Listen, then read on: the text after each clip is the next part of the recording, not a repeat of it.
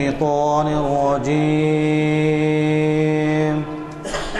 بسم الله الرحمن الرحيم.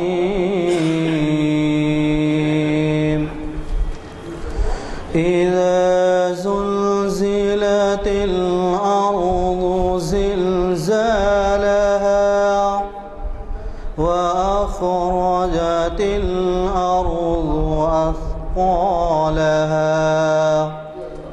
وقال الإنسان ما لها يومئذ تحدث أخبارها بأن ربك أوحى لها يومئذ يصدر الناس أشتاتا ليروا أعمالهم فمن يعمل مثقال ذرة خيرا يره ومن يعمل مثقال ذرة شرا يره. صدق اللہ العظیم. السلام علیکم حضرات. جیسے کہ آپ واقف ہیں، آج ہمارے اعلامیہ نمبر 424 کا دوسرا آئٹم ہے اور ہم جامع مسجد عالیہ گن فاؤنڈری کے کانفرنس ہال میں آج 17 مارچ 2012 23 ربیع الاخر 1433 ہجری بروز ہفتہ بعد اثر جمع ہیں اور ہماری نشست تاریخ اسلام کی 545ویں نشست ہے اور ہمارے آج کے مقرر مختصر سا تعارف کر رہا ہوں میں کہ حیدرآبادی ہیں، ایک عرصے سے امریکہ میں مقیم ہیں. وہ حیدرآباد آئے ہوئے ہیں اور پھر کچھ دنوں میں جانے والے ہیں. تو انہوں نے یہ خیال ظاہر کیا کہ اس وقت بین الاقوامی طور پر اسلام کے پھیلاؤ کے بارے میں وہ کچھ مخاطب کرنا پسند کریں گے. تو ظاہر ہے یہ عنوان اسی خیال کے تحت تدوین پایا ہے، اشاعت دین اسلام ایک جائزہ. ابھی آپ نے قاری محمد مرتضیٰ صاحب کی خوشیلان خیرات سنی اور خادم محفل غلام یزدانی آپ سے مخاطب ہے. یہ سب تفصیلات میں جانا اس واسطے ضروری ہے کہ ایک عرصے تک ہماری یہ نشستیں چودیواری تک محفوظ رہتی تھی. اس کے بعد جب ان کی اہمیت بڑھی تو اخبارات میں بھی جو ہے ان کی رپورٹنگ ہوتی گئی اور نمایاں رپورٹنگ ہوتی گئی. اس کے بعد ہمارے بعض ایسے بحیخہ تھے جنہوں نے یہ کہا کہ یہ تو ساری دنیا میں پھیلنی چاہیے ایسی نشستیں ہیں. چنانچہ انہوں نے کافی صرفے سے ویب سائٹ کا انتظام کیا ہے اور اس پیمفلیٹ کے اوپر ویب سائٹ کا نمبر بھی دیا گیا ہے. آپ بھی جب کبھی کسی کو کہیں تو یا نہ آ سکیں تو یہ ویب سائٹ پہ گھر میں بھی بیٹھ کے دیکھ سکتے ہیں، جو آج کل بہت کامن ہے انٹرنیٹ پر دیکھنا. تو میرے خیال میں آج آپ ہمارے سفیر بن جائیے اور اس بات کی کوشش کیجئے کہ آپ کے بیرون ملک بھی کوئی لوگ ہیں تو ان پہ ویب سائٹ کا نمبر بھیجیے. ہمارے سے تعلق پیدا کرتے ہیں لوگ، باہر سے جب سنتے ہیں ویب سائٹ کے بارے میں تو ربط پیدا کرتے ہیں، کبھی تجاویز رکھتے ہیں، کبھی کچھ کرتے ہیں. اس لیے میری گزارش ہے کہ ہماری ان محفلوں کو گرمانے کے لیے اور عام کرنے کے لیے آپ بھی ہمارا تعاون کریں اور وہ اس طرح کے آپ کے جو متعلقین باہر ہیں ان سے کہیے کہ وہ ویب سائٹ کے اوپر سماعت کر سکتے ہیں اور دیکھ سکتے ہیں سب کچھ آڈیو ویڈیو. تو میرے آج کے ہمارے مقرر صاحب سے گزارش ہے کہ وہ شینشین پر تشریف لائیں. میری مراد ڈاکٹر سید حبیب اشرف صاحب سے ہے اور وہ ہمیں اپنے ہی دیے ہوئے عنوان سے مخاطب فرمائیں. اعوذ باللہ من الشیطان الرجیم. بسم اللہ الرحمن الرحیم. रब्बि इश्रह ली सदरी व यस्सिर ली अमरी वहलुल उक़दतम मिन लिसानी यफ़क़हू क़ौली अऊज़ु बिल्लाहि मिनश शैतानिर रजीम बिस्मिल्लाहिर रहमानिर रहीम इन्नल्लाह मलाइकतहू यसल्लूना अलन नबी या अय्युहल्लज़ीना आमनू सल्लु अलैहि व सल्लिमू तस्लीमा अल्लाहुम्मा सल्लि अला मुहम्मद व अला आलि मुहम्मदिन कमा सल्लैता अला इब्राहीम व अला आलि इब्राहीम इन्नका हमीदुम मजीद। मोहतरम जनाब ग़ुलाम यज़दानी साहब, जो अपने आप को खादिम कहते हैं, दरअसल वो इन महफिल के रूह रवां हैं। और मौजूद हाज़रीन, अस्सलाम वालेकुम। मैं यज़दानी साहब का शुक्रगुज़ार हूँ कि उन्होंने मुझे ये मौका दिया।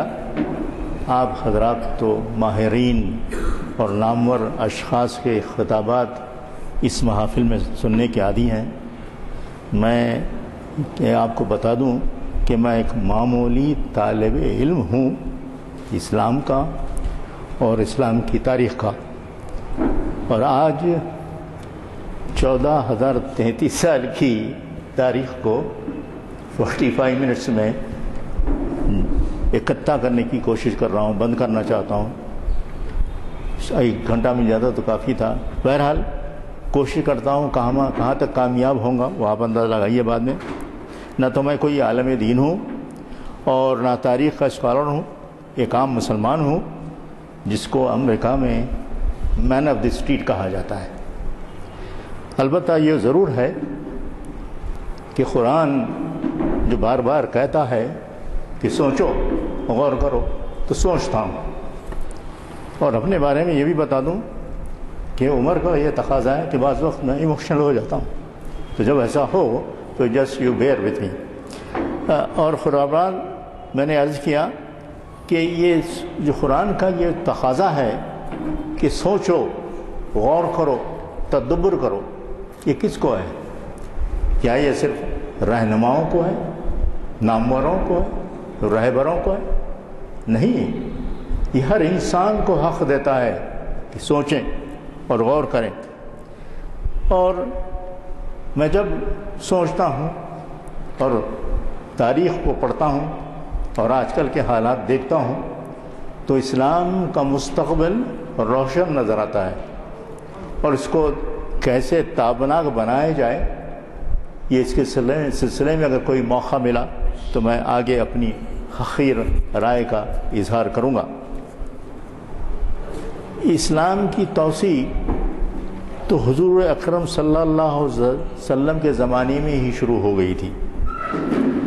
प्रोफेसर हमीदुल्लाह ने किताब लिखी जिसका नाम है battles fields of the profit. उसमें वो कहते हैं कि हुजूर के ज़माने में इस्लाम 830 किलोमीटर पर डे की रफ्तार से बढ़ रहा था, और जब हुजूर अकरम सल्लल्लाहु अलैहि वसल्लम इंतकाल फरमाए गए, जब वो इस्लामी इलाक़ा 3 मिलियन स्क्वायर किलोमीटर्स पे मबनी था, और ये रग़बा इंतहाई बड़ा था, जितना कि यूरोप सिवाय रशिया के है, that is Europe minus Russia.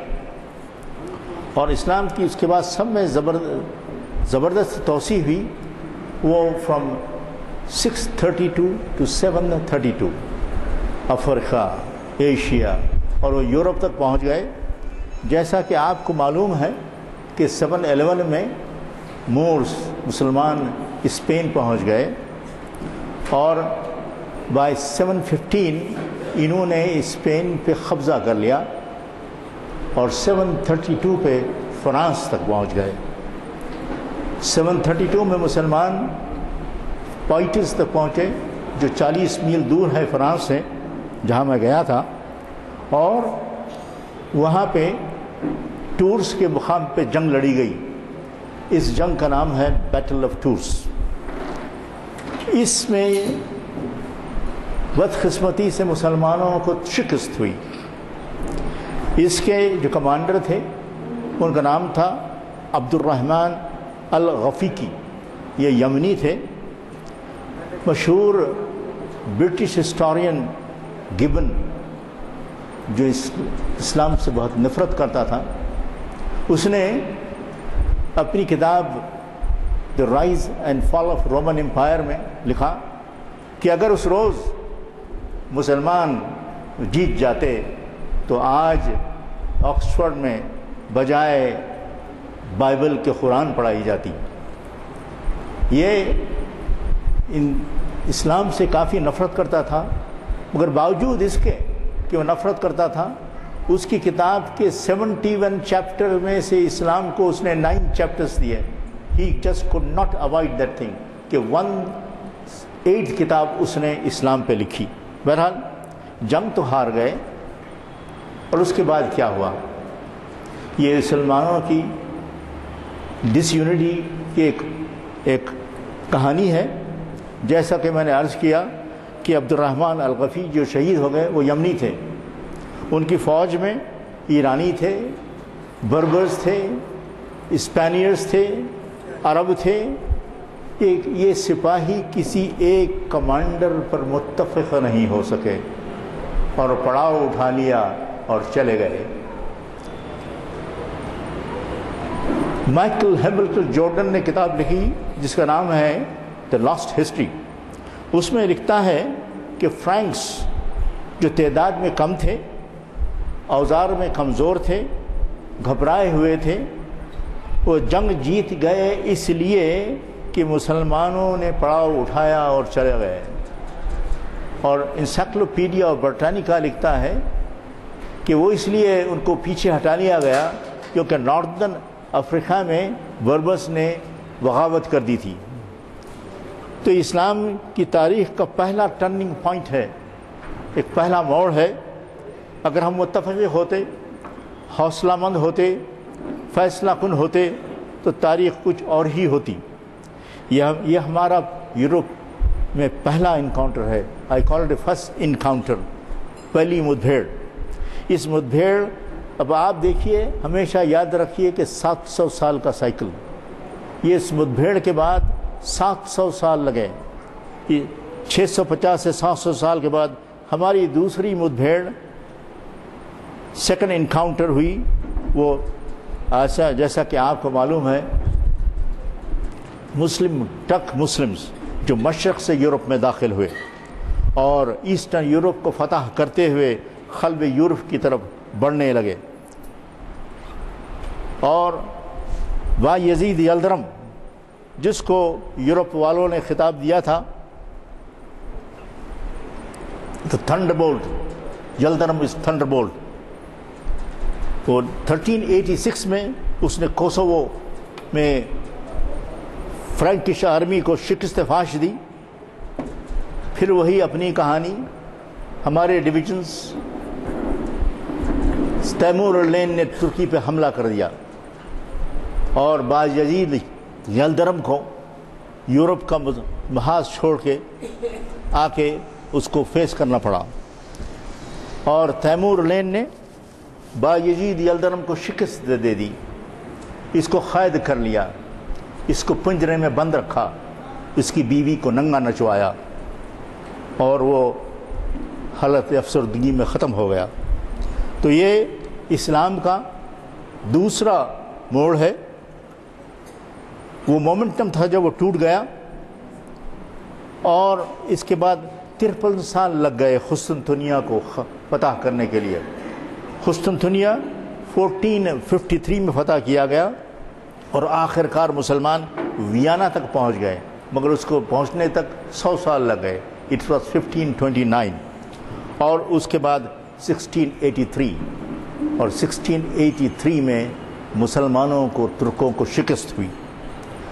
خلافت عثمانیہ کی مملکت میں، اس کے عروج میں، البانیہ جس پہ انہوں نے 700 سال حکومت کی، گریس جس پہ انہوں نے 500 سال حکومت کی، Bulgaria, Yugoslavia, Romania, parts of Hungary and Russia and North Africa as far as Algeria and parts of Arabia ان کی مملکت میں تھے. یہ بھی بتاتے چلوں کہ اس زمانے میں رشیا میں کیا ہو رہا تھا. رشیا میں 13ویں صدی عیسوی میں مشرقی ایشیا کے منگول حملہ آوروں نے مشرقی یورپ اور بیشتر رشیا پہ قبضہ کر لیا اور ایک ریاست قائم کی جس کو روس میں خنات آف دی گولڈن ہورڈ کے نام سے یاد کیا جاتا ہے۔ 13ویں صدی عیسوی کے 30ویں چوتھائی میں برق خان جو کہ چنگیز خان کا پودرا تھا، اس نے اسلام قبول کیا، اسی لیے کہتے ہیں پازماں مل گئے کعبے کو صنم خانے سے، اور اس نے اسلام قبول کیا۔ اس نے مملوک مسلمانوں سے ایک معاہدہ کیا اور ایک سلسلہ شروع کیا، اس کی مملکت کے مخلوط منگول اور ترک باشندوں کو ایک مسلم قوم بنی جس کو تاتار کے نام سے یاد کیا جاتا ہے۔ انہوں نے وہاں 200 سال حکومت کی، 200 سال حکومت کی۔ یورپین فرنٹ کے محاذ کی تو کہانی آپ نے سن لی، اب اس زمانے میں یہ بھی کہانی سنیے کہ ہمارے خلف پہ کیا گزری، یعنی بغداد پہ کیا گزری۔ 2 معرکے ہوئے، ایک بلا جو کروسیڈز کہلاتی ہے 1099 میں شروع ہوئی اور آخرکار 1187 میں صلاح الدین ایوبی نے انہیں شکست دی۔ اس جنگ کو کہتے ہیں بیٹل آف ہتھین، اور بیت المقدس کو آزاد کیا۔ دوسری بلا تو آپ کو جیسا کہ معلوم ہے 1258 بغداد کو ہلاکوں کا حملہ پھر ایک دفعہ۔ آپ کو ایک مثال اپنی عدم اتحادی کی دے دوں، اپنے ڈویژنز کی دے دوں کہ جب یہ دنیا کو رونقتا ہوا خراسہ تک پہنچ گیا کہ اس کو ہمت نہیں ہوئی کہ وہ آگے بڑھے، مگر خراسہ میں حنفی اور شافیوں میں ٹھنی ہوئی تھی، اور حنیفیوں نے جو کہ آپ اور ہم ہیں، نے شافیوں کے ضد میں آ کر بلاوا بھیجا اور گیٹ کھول دیے۔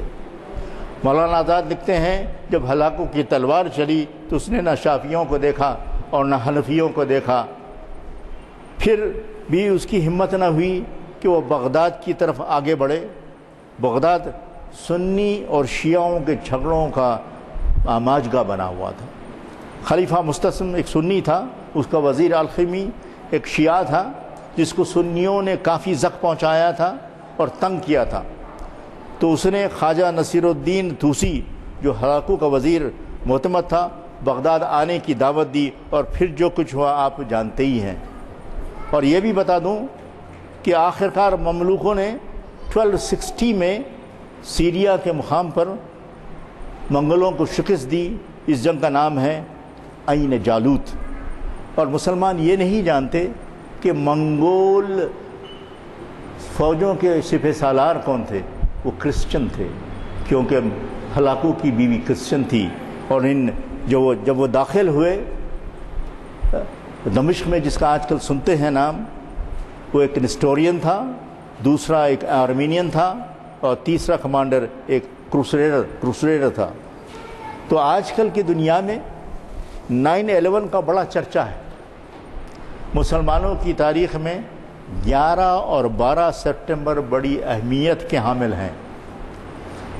12 سپٹمبر 62 کی رات کو حضور اکرم صلی اللہ علیہ وسلم نے اپنا گھر ہجرت کے لیے چھوڑا تھا، دیٹ از 12 سپٹمبر 622۔ اور ابھی عرض کیا میں نے 1683 میں ترک مسلمانوں کو ویانا میں شکست تھی، اور وہ دن بھی 11 سپٹمبر ہی تھا۔ 11 سپٹمبر 1948 کو قائد اعظم محمد علی جناح کا انتقال ہوا، اور 11 سپٹمبر 1906 میں گاندھی جی نے ساؤتھ افریقہ میں ستیہ گرہ شروع کیا، اور سپٹمبر تو حیدرآباد میں ستمگر کہلاتا ہے۔ 1908 میں یہاں پہ طغیانی آئی، اور 1948 میں 17 سپٹمبر 1948 میں سلطنت یاسفیہ کا خاتمہ ہوا۔ 26 جنوری کو ہندوستان میں بڑی دھوم سے منایا جاتا ہے، مگر مسلمان یہ نہیں جانتے کہ 26 جنوری مسلم تاریخ میں ایک المیہ کا دن ہے، کیونکہ 26 جنوری 1699 کو ہارے ہوئے ترکوں نے ٹریٹی آف کاربووٹس پہ دستخط کیے تھے، جو کہ سلطنت عثمانیہ کے اختتام کی ابتدا تھی۔ It was the beginning of the end of the Ottoman Empire۔ اس ٹریٹی کے سلسلے میں برنارڈ لوئس اپنی کتاب اسلام اینڈ دی ویسٹ میں لکھتا ہے کہ اس ٹریٹی کے بعد یورپ میں جو ہے 1000 سال سے اسلام کا خوف اور ڈر تھا، اسلام و خوف کے ڈر میں وہ جو زندہ تھے، وہ خوف و ڈر ختم ہوا، اور مسلمانوں کے 300 سال کے یورپ کے خوف و ڈر کے زمانہ شروع ہوا۔ یہ تو تھی ہماری دوسری مدبھیڑ، یعنی یورپ جو ہوئی اس کی یہ بتا دوں کہ فرسٹ انکاؤنٹر میں مورز تھے، سیکنڈ انکاؤنٹر میں ٹرکش تھے، اور تھرڈ انکاؤنٹر جو اب ہو رہا ہے اس کے بارے میں آگے آؤں گا۔ آپ کو یہ تو معلوم ہی ہے کہ ہماری پہلی مدبھیڑ کا اختتام کیسے ہوا۔ آپ جانتے ہیں کہ کیسے ہوا۔ 800 سال کے بعد ہمیں اسپین سے نکال دیا گیا، ہم سے کہا گیا کہ بی کل، بی بیپٹائزڈ اور گو ان ایگزائل، کہ ملک چھوڑ دو، یا کرسچن بن جاؤ، یا تمہیں ختم کر دیا جائے گا۔ تو ہم نے اس ملک کو اپنے نشان چھوڑتے ہوئے اس ملک کو ہم نے چھوڑ دیا۔ اور یہ بھی بتا دوں کہ جب خرطبہ کا آخری محاصرہ ہوا، جبکہ دشمنوں کی فوجیں باہر تھی، اندر باپ اور بیٹا لڑ رہے تھے، اور آپ کو تو شاید وہ لیجنڈ یاد ہے جس کو کہتے ہیں مورز لاسٹ سائی، کہ جب بو عبدل جو ہمارا لاسٹ خلیفہ تھا اس کو دلاوطن کیا گیا، تو اس نے گھوڑا لیا اور پہاڑیوں پر چڑھ کے اپنے شہر کا ایک نظارہ کیا، اور اس کی آنکھوں سے آنسو جاری ہو گئے۔ تو اس کی ماں نے کہا، Now you weep like a woman when you could not defend your country like a man۔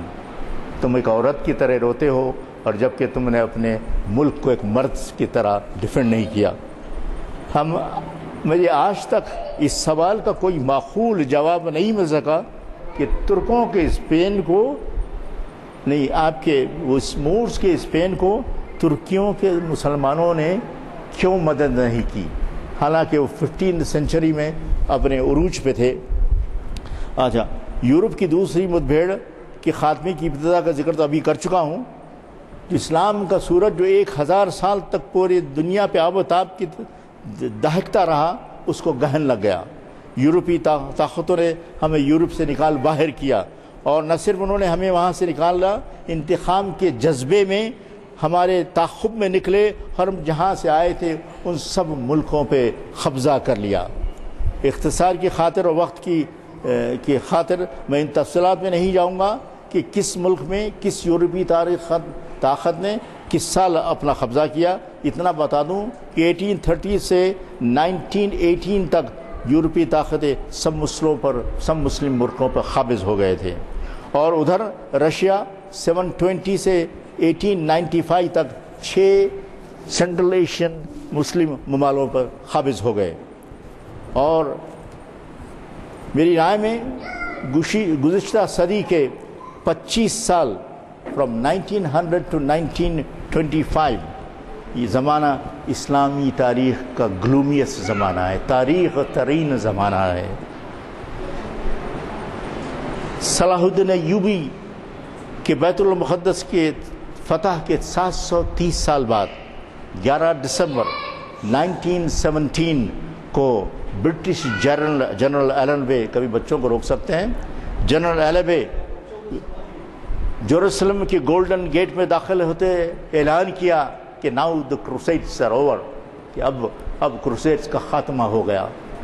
آپ کو یہ بھی معلوم ہونا چاہیے کہ جنرل ایلن بی کے فورسز میں ایک نوجوان لیفٹیننٹ بھی تھا جس کا نام تھا حبیب العدروس، جو بعد میں نظام کی آرمی کے کمانڈر چیف بنے، اور سپٹمبر 48 میں آرمی کو، انڈین آرمی کو سرنڈر کر دیا۔ نہ صرف ہم مغلوب ہوئے اور میدان جنگ میں ہارے گئے، ہماری ترکی کے حکمرانوں کی ذہن دیوالیہ پن چھا گیا، جس کو پنجاب میں کہتے ہیں کہ مت مارے گئی، اور ہم کہتے ہیں کہ سنو پھر گیا۔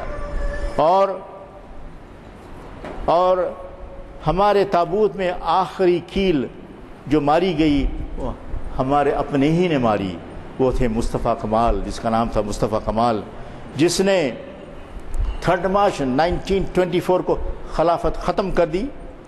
نومبر 25 نومبر 1924 میں شریعہ قانون ختم کر دیا. ترکی قوم کے سر سے فیس کیپ اتار دی اور ان کے سر پہ ٹاپ ہیٹ رکھ دیا.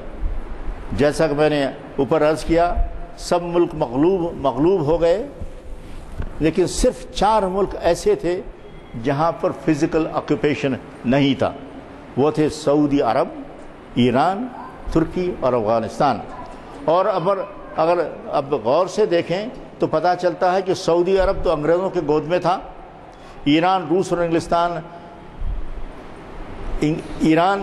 اور انگلستان کے زیر اثر تھے، اور ترکی کا تو حال ابھی آپ کو سنا دیا. اگر صحیح معنوں میں کوئی ملک اگر آزاد تھا تو وہ تھا افغانستان. نہ پہ کوئی فزیکل آکوپیشن تھا اور نہ ان کے دماغوں پہ دیوالیہ پن کا طاری ہوئی تھی. یہ افغانستانی ہے جو 1839 میں انگریزوں نے 16,000 ٹروپس پہ افغانستان پہ حملہ کیا. انہوں نے سب کو ختم کر دیا، صرف ایک کو چھوڑا جو کہ ایک سرجن تھا. اس کو ایک گھوڑا دیا اور ایک رائفل دی اور کہا کہ جاؤ اور اپنی کہانی سناؤ. جیسا نے اوپر آپ ذکر کیا، اسلام اور مغرب کی پہلی مدبھیڑ میں پہلی اور دوسری مدبھیڑ میں امریکہ شامل نہیں تھا، کیونکہ امریکہ تھا ہی نہیں. اوکے. اور یورپ میں جو تھرڈ انکاؤنٹر کی بات ہے، میں اس کے لیے پھر کچھ دیر کے لیے آپ کو پیچھے لے جانا چاہتا ہوں. یہ اللہ کا ڈیزائن ہے کہ جب ہمیں یورپ سے نکالا جا رہا تھا تو ایک نئی حکومت دنیا میں قائم ہوئی جس کا نام تھا یونائٹڈ اسٹیٹس امریکہ، اور اپنے آزادی کا اعلان کیا. اور 8 سال تک یہ اپنے ریکگنیشن کے لیے تڑپتے رہے. اور ان کو ریکگنیشن کس نے دیا؟ ایک مسلم ملک نے دیا. دیٹ واز سلطنت آف موراکو کے شہنشاہ نے امریکہ کو ریکگنیشن دی دنیا کے ورلڈ باڈی میں. تو میں نے جیسے عرض کیا کہ ایک ڈیزائن ہے اللہ کا. ہم کو یہاں سے نکالا جا رہا تھا اور افریقہ سے ہم کو امریکہ لے جایا جا رہا تھا، کیونکہ امریکہ میں سلیوز لے جائے جا رہے تھے افریقہ سے. اور یہ جو سلیوز تھے ان میں 1/3 مسلمان تھے، جس کو تاریخ ہسٹورینز لکھتے ہیں first wave of Muslims to America. اس کے بعد فرسٹ ورلڈ وار ہوئی 1918 میں، جس کے بعد خلافت عثمانیہ کا شیرازہ بکھرا جیسا کہ میں نے ابھی عرض کیا. تو سیکنڈ ویو آف مسلمز پہنچی امریکہ کو، جو کہ البانیہ سے آئی، یوگوسلاویہ سے آئی، سیریا سے آئی.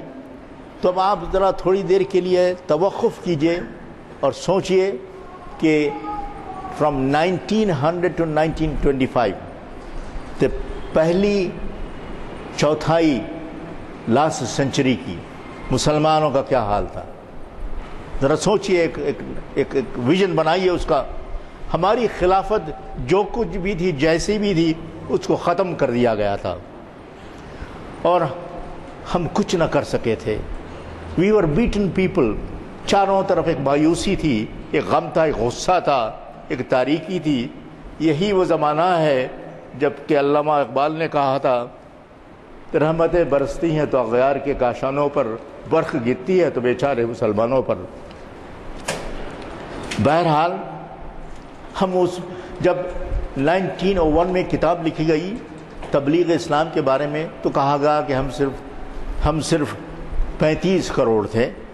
اور آپ کو تو بتا دیا کہ کیا ہوا. اور اس زمانے میں انگلینڈ میں شاید ہی کوئی مسلمان ہوگا.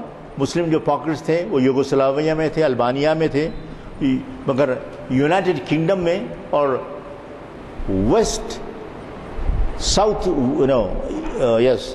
نارتھ ویسٹرن یورپ میں کوئی مسلمان نہیں تھے. آپ کو یہ بتا دوں کہ انگلینڈ میں صرف 2 مسجدیں تھیں. ایک مسجد کا نام تھا مسجد ابو ہریرہ، یہ جو کارڈف میں 1860 میں بنائی گئی تھی، اور دوسری مسجد تھی جس کا نام تھا شاہ جہاں ماسک.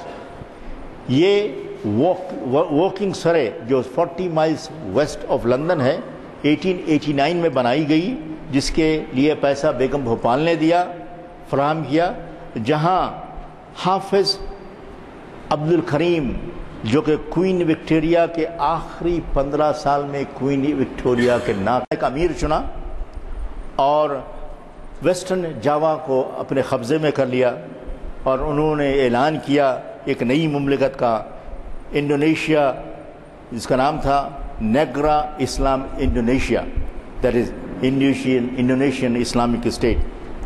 پھر اس کے دیکھیے کہ رب العزت کا جو پلان ہے کیا ہوا، سیکنڈ ورلڈ وار ہوئی، اور جس کو اگر آپ کتاب پڑھیں بکینن کی تو وہ کہتا ہے کہ اننیسیسری وار۔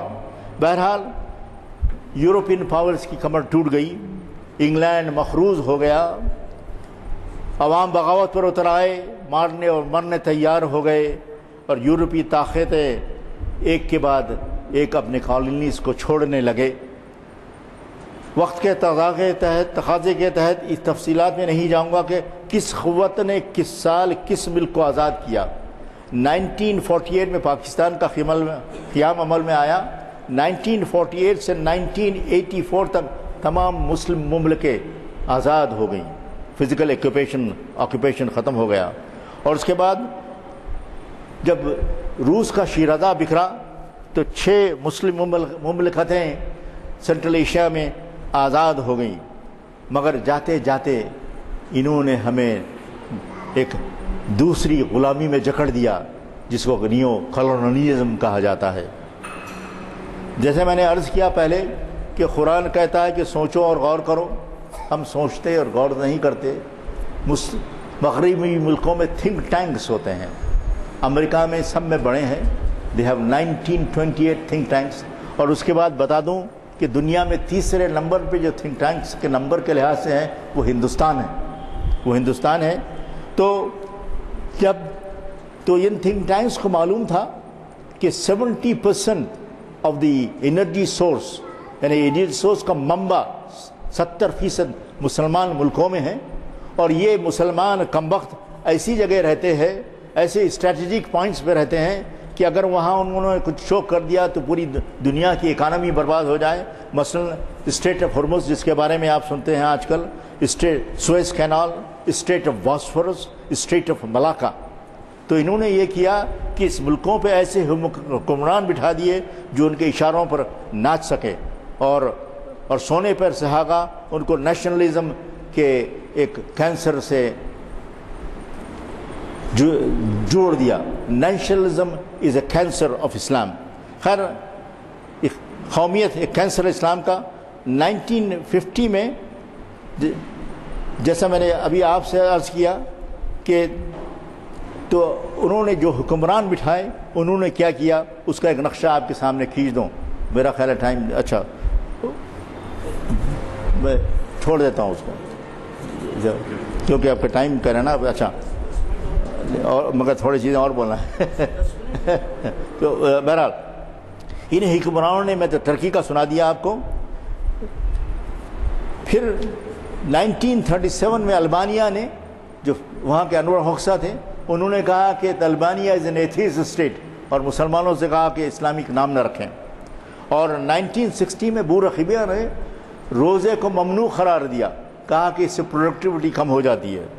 اور اس کے بعد میں نے عرض کیا تھا کہ جو انڈونیشیا میں مملکت بنی تھی اس کو سکارو نے اس کا خلا خما کر دیا۔ اور یہ الگ بات ہے کہ پاکستان کے عوام نے پاکستان کو قبول نہیں کیا، کیونکہ جب بھی وہاں الیکشن ہوتے ہیں پاکستانی اسلامی پارٹیز کو صرف 5% ووٹ ملتا ہے۔ خیر، Muslims rulers try their best to extinguish the fire of Islam, but the reformers continued to keep it burning۔ میں اس تفصیلات میں نہیں جاؤں گا ان کے تنظیمات کی، مگر یہ ضرور کہوں گا کہ یہ جو ریفارمرز تھے، یہ جو ہمارے رہنما تھے، انہوں نے بہت بھی گہری قیمت ادا کی، اپنی جانوں سے قیمت ادا کی۔ البانیہ جب عدنان مندرس نے عربی میں دوبارہ اذان کا جائز کی تو اس کو پھانسی دے دی گئی، اور حسن البنا کو قاہرہ کے گلیوں میں گولی مار کے شہید کر دیا گیا. شہید خطب پہ وہ ختمہ چلا کے ان کو شہید کر دیا گیا. اور ازبکستان کے ابراہیم بیگ کو بھی ایگزیکیوٹ کر دیا گیا. آخرکار مسلمانوں کا سیکنڈ لبریشن شروع ہوا, اور سیکنڈ لبریشن کا صحرا جاتا ہے کس پر؟ روح اللہ خمینی. یہ وہ مرد مجاہد ہے اٹھا جس کا نام تھا آیت اللہ روح اللہ خمینی, جو فیبروری 1979 میں اسلامک ریپبلک آف ایران کا اعلان کیا, اور اسلام کی 15ویں صدی ایران کے ریولوشن سے شروع ہوئی, اور انہوں نے اسلام کو پھر سے ایک دفعہ سینٹرل اسٹیج پہ لا کے بٹھا دیا. اور انہی کے طفیل میں آج سوڈان میں, ناردرن نائجیریا میں, ایسٹرن ملیشیا میں اسلامی حکومتیں قائم ہیں. 1950 میں اسلام کا پھیلاؤ دو ایکسٹریم اینڈز پہ ہوا, ایسٹ میں اور ویسٹ میں. ایسٹ میں تبلیغ سے اور ویسٹ میں ہجرت سے, دیٹ از امیگریشن سے. جب 1950 میں آپ کو یاد ہوگا کہ کورین وار ہوئی تو یونائٹڈ نیشنز نے وہاں پہ یونائٹڈ نیشنز کے فورسز بھیجے, جس میں انڈین فورسز بھی گئے تھے, لیکن ٹرکی کے فورسز بھی وہاں پہنچے کوریا میں, اور جس میں ایک امام تھا جس نے اپنے بیرکس میں ایک کام چلاؤ مسجد بنائی 1950 میں. اور جب یہ 1963 میں وہاں 1000 مسلمان ہو گئے, اور آج وہاں 1 لاکھ مسلمان ہیں, اور ان کے 40 مساجد ہیں وغیرہ وغیرہ. آئیے پھر اسلام کو مغرب کی طرف جس کی جو تھرڈ مدبھیڑ ہو رہی ہے اس کا ذکر کروں. یہ اللہ کا ڈیزائن ہے. جب ہم کو یورپ سے نکالا جا رہا تھا تو جیسے میں نے عرض کیا پہلے, غلاموں کو لے جایا جا رہا تھا جس میں 1/3 مسلمان تھے. تو second world war, first world war ہوئی, مسلمان پہنچے البانیہ سے.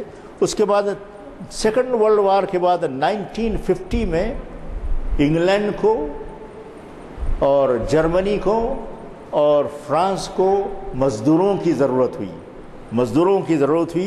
تو مزدور انگلینڈ میں پاکستان اور انڈیا سے پہنچے, مزدور فرانس میں ناردرن افریقہ سے پہنچے, مزدور جرمنی میں ٹرکی سے پہنچے. اور 1965 میں جب کہ کویٹنام وار عروج پہ تھی, امریکہ کو اسکلڈ لیبر کی ضرورت ہوئی, انہوں نے ویزا کھول دیے. تو 1960s میں 65 ڈفرنٹ نیشنلٹیز کے ہائیلی اسکل مسلمان امریکہ پہنچ گئے. تو دیکھیے یہ اللہ کا ڈیزائن ہے. پہلی صدی میں تو میں نے آپ کو نقشہ کھینچ دیا تھا, شاید آپ کو یاد ہوگا. اب سنیے کہ کیا حال ہے. شمالی یورپ میں 16 ملین مسلم ہے, 16 million Muslims are in north western Europe. پورے یورپ میں 53 ملین مسلمس ہیں, اور اسلام آج یورپ کا سیکنڈ لارجسٹ ریلیجن ہے. They are 7.2%.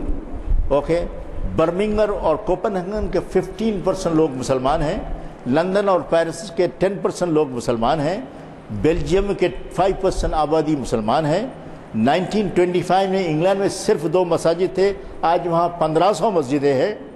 اور انگلینڈ میں ایک مقام ہے جہاں پہ مسلمان ہر واک آف لائف میں ہیں, ممبر آف پارلیمنٹ ہیں, ممبر ہاؤس آف لارڈس میں ہیں. آج کل تو وارثی ایک منسٹر ہے.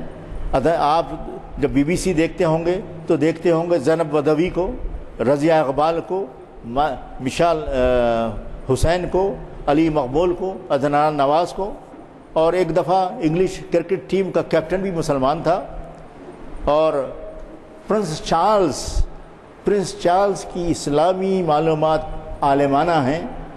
گزشتہ 20 سال میں فرانس کی مسجدیں 1000 سے 2000 ہو گئیں. اور آپ کو یہ سن کے بڑی خوشی ہوگی کہ ٹورس کے مقام پہ جہاں جنگ لڑی گئی اور چارلز مالٹن اس کو شیخی سے کہا کہ مسلمانوں کو وہاں روک دیا, آج ٹورس میں مسجد بنا دی گئی. جرمنی میں 2600 پریئر ایریاز ہیں، جس میں سے 1200 مسجدیں کہلاتی ہے، 141 مسجدوں پر مینار ہیں، اور بیلجیم میں 350 مسجدیں ہیں۔ اور آپ کو یہ سن کے تعجب ہوگا کہ میونسپل کونسل آف برسلز میں، آپ یہاں کیوں نہیں بیٹھ جاتے صاحب، بیٹھ جائیں یہاں پہ، میونسپل کونسل برسلز کے میونسپل کارپوریشن آف برسل جو کہ وہاں کا صدر مقام ہے پارلیمنٹ کا، یورپین پارلیمنٹ کا، 21 ممبروں میں سے 1908 میں 10 ممبر مسلمان تھے۔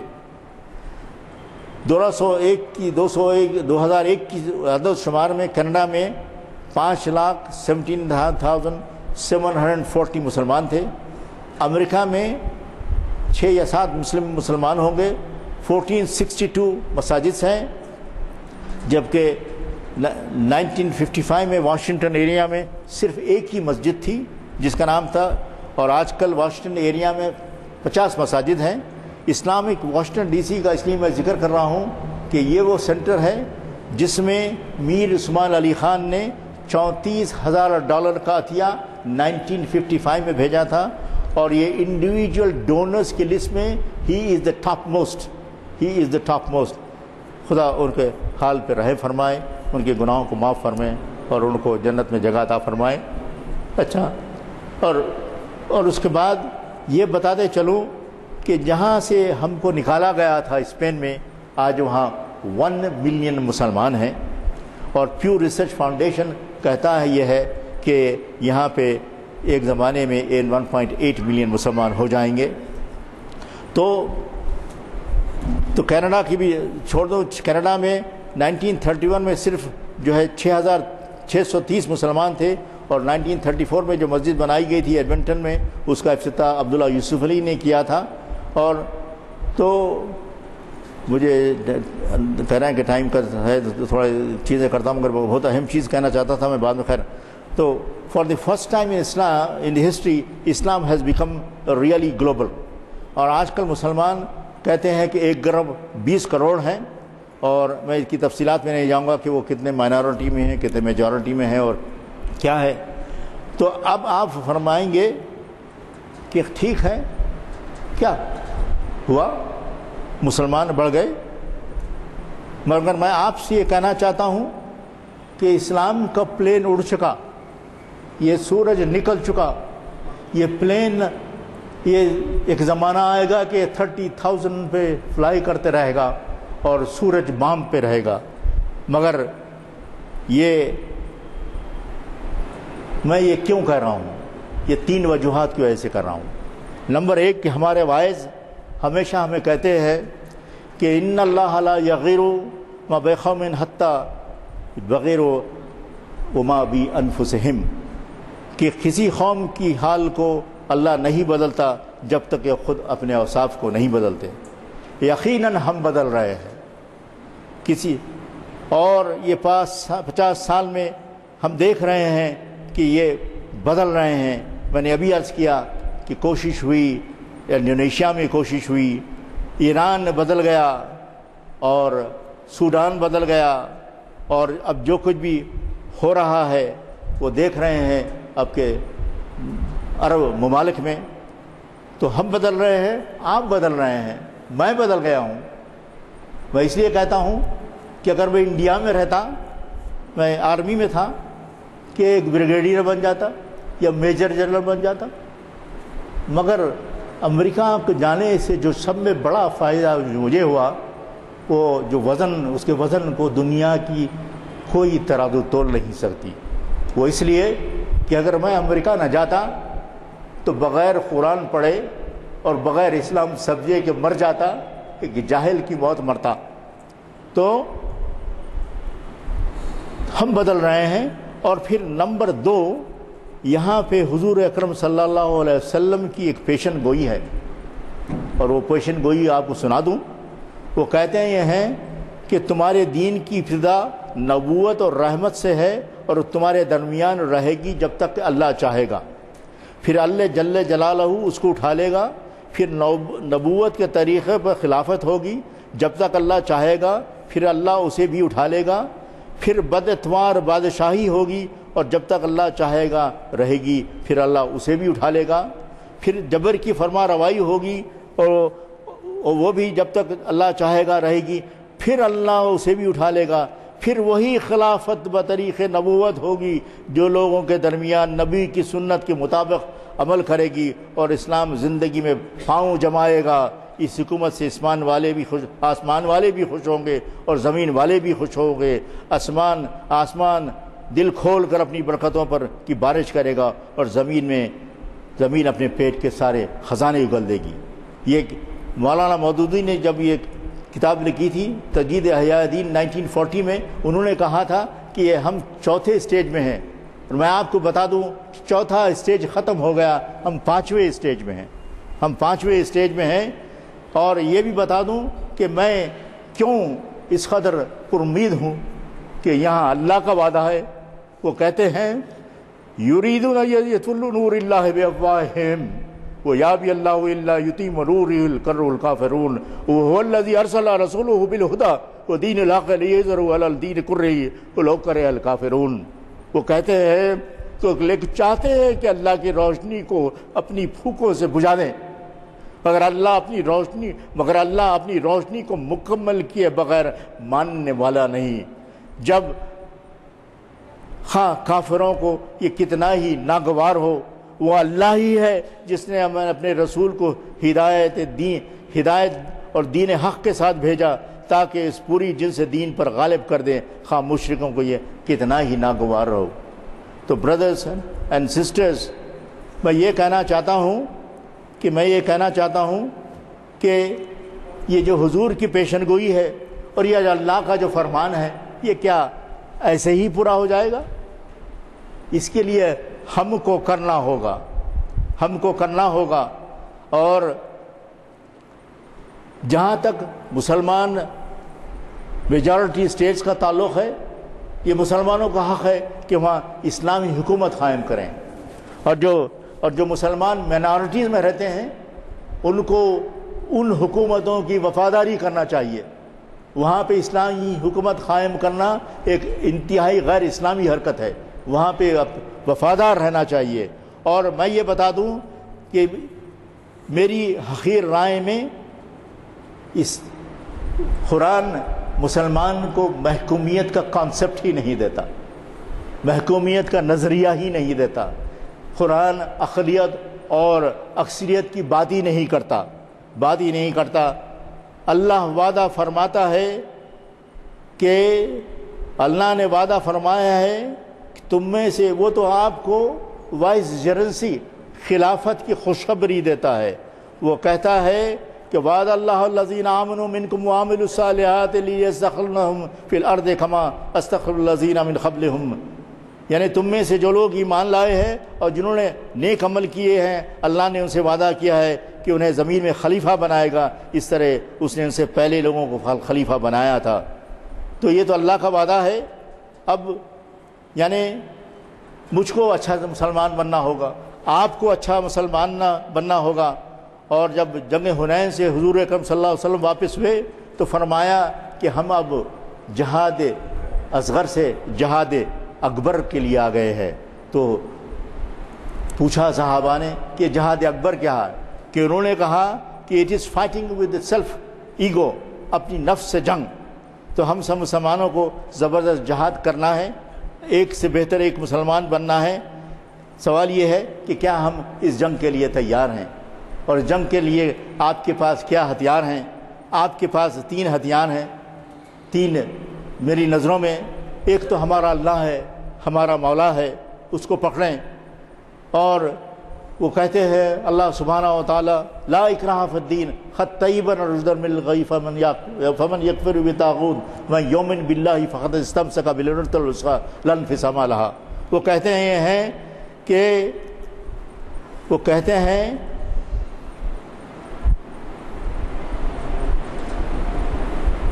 تو اس کا ترجمہ میں آپ کو سنانا چاہ رہا تھا۔ بہرحال کہنے کا مقصد یہ ہے کہ اللہ کہتے ہیں کہ دین میں کوئی آپ کو زبردستی نہیں ہے، اور جب آپ نے اسلام کو قبول کر لیا تو آپ نے ایک ایسا ہاتھ پکڑ لیا اللہ کا کہ آپ کا یہ ہاتھ چھوٹنے والا نہیں ہے۔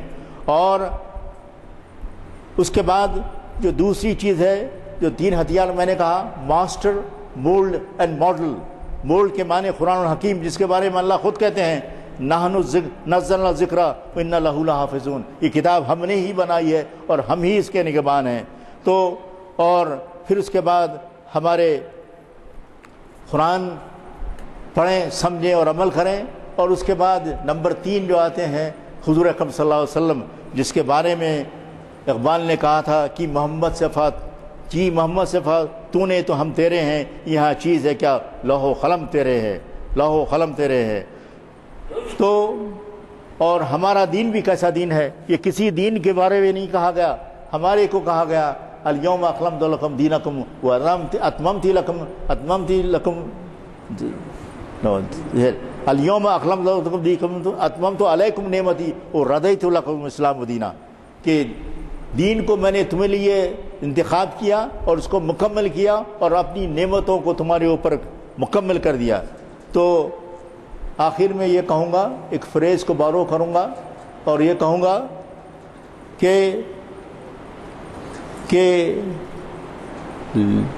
ask not what Islam can do for you, ask what you can do for Islam۔ آخر دعوانا والحمدللہ رب العالمین۔ بہت بڑے اسکالر کو آپ نے سنا، کچھ ایک عامی کو بھی سن لیجئے، اتنی اہم باتیں کہی گئی کہ بہت کچھ ہے کہنے کو، لیکن مختصراً 2-4 منٹ میں عرض کر دوں گا اپنے خیالات۔ ایک تو یہ کہ آج کی خطاب میں ایسے محسوس ہوا کہ دریا کوزے میں بند کیا گیا ہے۔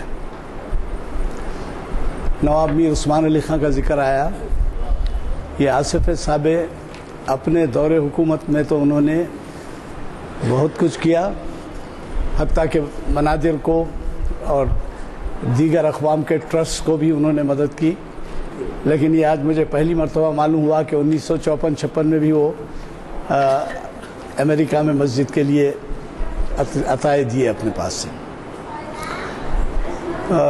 اسلام کے پھیلاؤ کے بارے میں ذکر کیا جا رہا تھا، کہا یہ جاتا ہے، ڈاکٹر صاحب مجھے بتائیں کہ ہر 5 آدمی میں 1 آدمی دنیا میں مسلمان ہے۔ بالکل صحیح فرما رہے ہیں۔ دنیا کی آبادی میں اس وقت ہر 5 آدمی میں 1 آدمی مسلمان ہے۔ اسی پہ تو کوالٹی کی ضرورت ہے۔ علامہ اقبال نے کہا تھا کہ دشت تو دشت تھے، صحرا بھی نہ چھوڑے ہم نے۔ دشت جنگل کو کہتے ہیں، صحرا آپ کو معلوم ہے ریگستان وغیرہ۔ دشت تو دشت تھے، صحرا بھی نہ چھوڑے ہم نے، جی بحر ظلمات میں دوڑا دیے گھوڑے ہمیں۔ بحر ظلمات کہتے ہیں ڈیڈ سی کو، تو بحر ظلمات میں دوڑا دیے گھوڑے ہم نے، یہ علامہ اقبال آج سے تقریباً شاید 100 سال پہلے انہوں نے کہا ہے۔ پھر یہ کہ آپ نے یہ کہا برکات بیان کرتے ہوئے کہ وہ سویس کینال اور وہ فلاں و فلاں، تو یہاں کا ایک انگلش پیپر، نیشنل پیپر ہمارا، مجھے یاد نہیں ہے انڈین ایکسپریس، ہندو یا ٹائمز آف انڈیا، کسی نے لکھا تھا کہ یہ عجیب قوم ہے، یہ جہاں بستی ہے وہاں پیٹرول نکلتا ہے۔ یعنی حد یہ ہے کہ چائنا میں سنکیانگ جو ہے، وہ سنکیانگ میں بھی، اور برما میں جس علاقے میں مسلمز ہیں وہاں پہ پیٹرول۔ تو بڑی تعجب سے اس نے لکھا تھا کہ اس قوم کا یہ حال ہے کہ یہ جہاں بستی ہے وہاں پیٹرول نکلتا ہے۔ اور پھر ذکر آیا تھا عبداللہ یوسف علی صاحب کا اور سر محمد پکتال کا، بہت کم لوگ جانتے ہیں، جس وجہ سے یعنی جانتے ہوں گے بہت سے، جب وہی ذکر کروں۔ تو یہ پکتال جو ہیں چادر گھاٹ ہائی اسکول کے پرنسپل تھے، یورپین تھے، بلائے گئے تھے اور چادر گھاٹ ہائی اسکول کے پرنسپل بنائے گئے تھے۔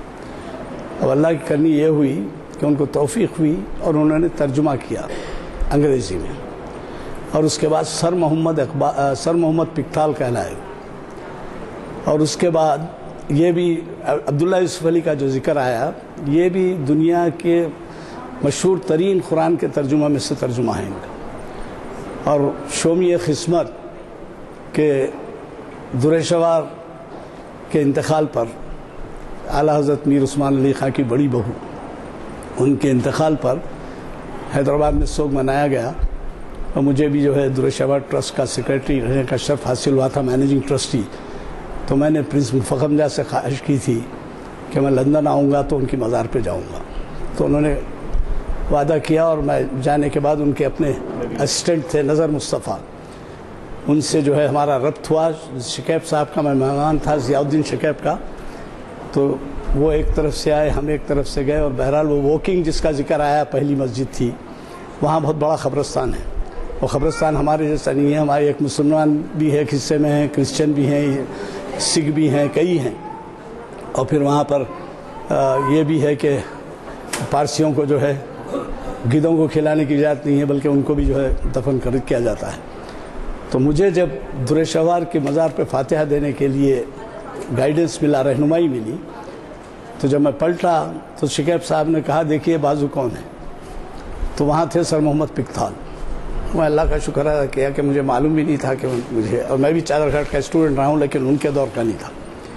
اور اس کے بعد ہم جب دوسری طرف پلٹے تو کہا یہ جانتے ہیں کون ہے؟ تو عبداللہ یوسف علی ہے.